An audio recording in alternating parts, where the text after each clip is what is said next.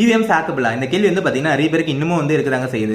EVMs வந்து பாத்தீங்கன்னா hackable கிடையாதுங்க. ஏன்னா அதுல வந்து பாத்தீங்கன்னா இன்டர்நெட், வைஃபை, ப்ளூடூத்னு சொல்லி எந்த ஒரு கனெக்ஷனும் வந்து கிடையாதுங்க. ஆனா வந்து மேனிபுலேட் பண்ண முடியும். அதுக்கான சான்சஸ் இருக்கு. ஏன் அப்படி சொல்றேன்னு வந்து பாத்தீங்கன்னா இவிஎம்ஸ்ல வந்து 3 யூனிட் இருக்குங்க. ஒன்னு வந்து பாத்தீங்கன்னா பேலட் யூனிட், இன்னொன்று வந்து பாத்தீங்கன்னா விவிபேட் யூனிட், இன்னொன்று வந்து பாத்தீங்கன்னா கண்ட்ரோல் யூனிட். இந்த சிஸ்டம் எப்படி ஒர்க் ஆகும்னு வந்து பாத்தீங்கன்னா நீங்க ஒரு கேண்டிடேட் ஓட் பண்றீங்கன்னா அது வந்து பேலட் யூனிட்ல வந்து ஃபர்ஸ்ட் ரெஜிஸ்டர் ஆகுங்க.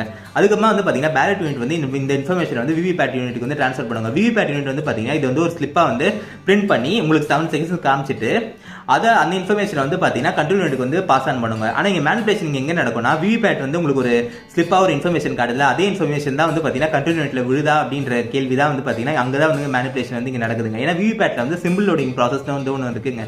அதுல வந்து பாத்தீங்கன்னா எல்லா கேண்டிடேட்டோட நேம் அண்ட் சிம்பிள் வந்து லோட் பண்ணுவாங்க. அப்போ வந்து பாத்தீங்கன்னா நீங்க ஆஸ்ட்ரிக் கொடுத்து உங்களுக்கு ஃபேவரான கேண்டிடேட்டுக்கு வந்து ப்ரோக்ராம் பண்ணி வச்சீங்கன்னா விவிபேட்ல காட்டுற ஸ்லிப் வந்து ஒன்னா இருக்கும். ஆனா வந்து கண்ட்ரோல் யூனிட்ல வந்து வேற ஒருத்தருக்கு வந்து ஓட்டு வர்றதுக்கான சான்சஸ் இருக்குங்க. ஸோ இதுதான்